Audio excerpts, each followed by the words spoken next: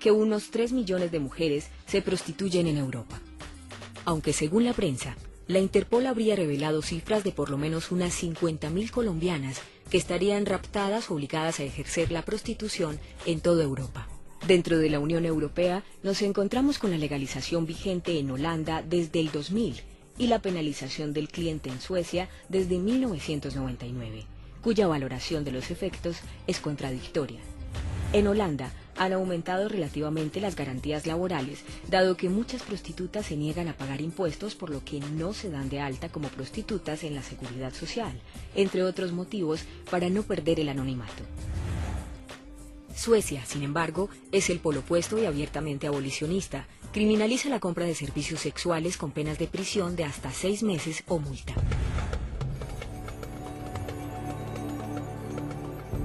El debate sobre la prostitución se cita en torno a 3 soluciones.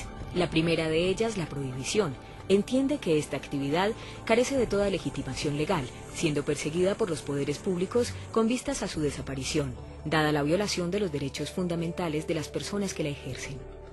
Los estados que han adoptado la prohibición de la prostitución la equiparan con explotación sexual, que es la que ha dominado el mundo occidental tras la Convención por la Supresión del Tráfico de Personas y la Explotación en Prostitución Ajena, declarada por la ONU en 1949, convención que fue ratificada por España en 1962. La ONU considera la trata de personas como la nueva esclavitud. En América Latina se presentan varias realidades dentro del panorama de la prostitución. Suramérica, los ojos puestos en Cuba, México, Perú, Ecuador, Brasil y Colombia. Una verdad con cuerpo de mujer. En el mundo se estiman unos 250.000 nacimientos por día, según la ONU.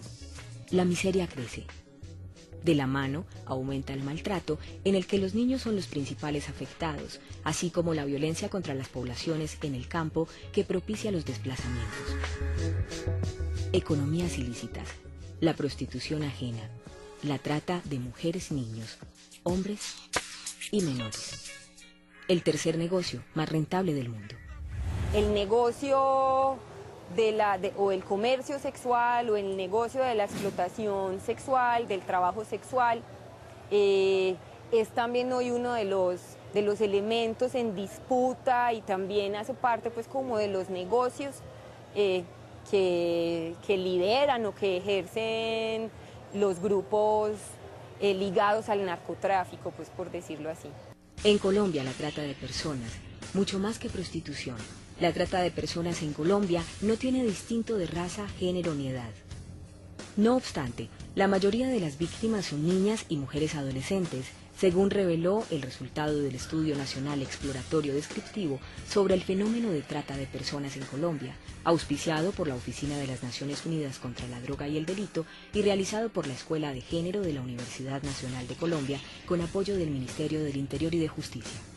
Este trabajo nació del interés por conocer la situación de la trata de personas en Colombia, no solo a nivel internacional, sino también interno, de lo que se habla poco. El informe reveló que 54% de las víctimas son mujeres y 60% tienen entre 7 y 18 años de edad. El 7% son infantes de ambos sexos entre 0 y 6 años, quienes principalmente son sustraídos por adopciones irregulares. 23% personas entre 19 y 25 años, 8% adultos entre 26 y 60 años y un 1% colombianos mayores de 60 años que generalmente son sometidos a la mendicidad. Se han denunciado algunas redes, principalmente de Holanda, es uno de los países en los que más mujeres de prostitución de Medellín se encuentran en situaciones de trata. También se da en menos medida, pero también se da en España y en países pues, de Europa como de lo que hemos llamado pues Hispanoamérica. La investigación se basó fundamentalmente en encuestas a los funcionarios públicos y organizaciones no gubernamentales que atienden víctimas o pesquisas relativas a las diversas modalidades del delito de trata de personas, tales como prostitución ajena, es decir, cuando una tercera persona administra la ganancia, mendicidad ajena, matrimonio servil, reclutamiento y trabajos forzados, esclavitud, extracción de órganos y adopción irregular. Dado que el estudio se basa en evidencia empírica, los resultados no son exactamente lo que está pasando, pero aporta elementos importantes que orientan el mapa. El informe identifica que el matrimonio servil y la adopción irregular son las modalidades más frecuentes de trata de personas a nivel externo, mientras las demás predominan internamente y la prostitución ajena está presente en ambos sexos. La trata de personas tiene 3 momentos: captación, acogida y explotación, las cuales son operadas por diversos actores que actúan en red. Por ello, es tan difícil perseguir ese delito. O sea, si bien se van a ejercer la prostitución, no saben en qué condiciones, les ofrecen un sueldo que no es ese sueldo, les ofrecen unas condiciones de libertad que después no tienen, les ofrecen la posibilidad de regresar a su país cuando quieran y no tienen la posibilidad de regresarse hasta no pagar el tiquete y un valor, digamos, que le establece la agencia o la institución o el proxeneta, digamos, intermediario. Entonces, realmente lo que caracteriza la trata es el engaño y la movilidad. España y Estados Unidos son los principales destinos de las víctimas colombianas a nivel internacional, cuyo orden se describe así: Ecuador, seguido por España, Japón, Estados Unidos, China, Irán y Jordania. En marzo pasado se llevó a cabo una reunión de la Red Andina de Migraciones para analizar este fenómeno. La intención: identificar destinos latinoamericanos de trata de personas como un hallazgo importante para hacer prevención en cooperación sur-sur. Nosotros venimos reclamando precisamente que haya mucho más control. Nosotros no queremos seguir viendo que se persiga a una chica en una avenida del centro con toda la contundencia y las redes donde están. La trata de personas, junto con el narcotráfico y el mercado de armas, son los 3 delitos más lucrativos a nivel mundial. Se puede decir que son los delitos que más índices de impunidad reportan, que menos capturados, los que menos capturados arrojan, y se presume que son muchos los delincuentes sexuales. Entonces la pregunta es, ¿cómo se sanciona ese tipo de cosas? Porque uno pudiera decir, o sea, las autoridades solo con identificar eso pudieran decir, existe este hotel, existe esta red, existe esta agencia de viajes, existe esta agencia de turismo, pero en la práctica, como sabemos que de alguna manera eso genera ingresos a la economía, eso fortalece la economía nacional, pues todos nos hacemos los de la vista gorda. Una mujer con una media de 30 servicios al día trabaja entre 10 y 15 horas para las mafias, lo que supone deterioro físico y mental para las mujeres, pues no tienen posibilidad del derecho a la libertad.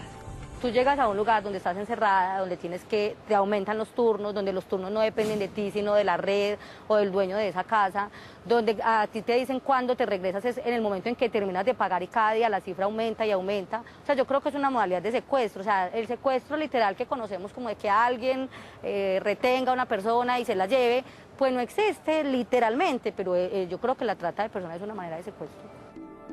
Se calcula que la prostitución en Europa mueve solo en España unos 18.000 millones de euros al año, es decir, 50 millones de euros al día, en una medida aproximada.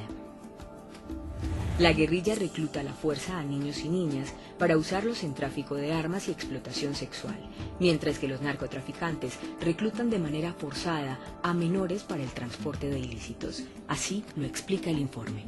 Si bien el reclutamiento de menores está vinculado a otros delitos de violación de los derechos humanos, no deja de ser trata de personas, como lo pone de relieve la investigación. Los dueños de los moteles, de las residencias, los dueños de las ferreterías que venden sacola a los niños y a las niñas, los dueños de los taxis, los taxistas, que también son un vehículo muchas veces para que estos niños ingresen ahí. En las modalidades de prostitución ajena y matrimonio servil es común el engaño. Las personas tratantes buscan mujeres en peluquerías, bares, plazas de mercado y con ofrecimientos laborales las captan para la red de trata de personas. Ciudades estigmatizadas. En enero de 2009 se reporta un aumento de jóvenes desaparecidas en la ciudad de Cali, la capital de la región del Valle del Cauca. Según el estudio, esta ciudad es una de las principales fuentes de captación para la prostitución ajena. Según el informe, las jóvenes reportadas como desaparecidas son mujeres bonitas, lo que podría asociarse con un posible tráfico de personas. El estudio identifica que según su condición racial, las víctimas son explotadas en diversas modalidades. La comunidad afro está más presente en prostitución ajena y turismo sexual, la indígena en mendicidad ajena y servidumbre, y la mestiza y blanca en matrimonio servil y prostitución ajena.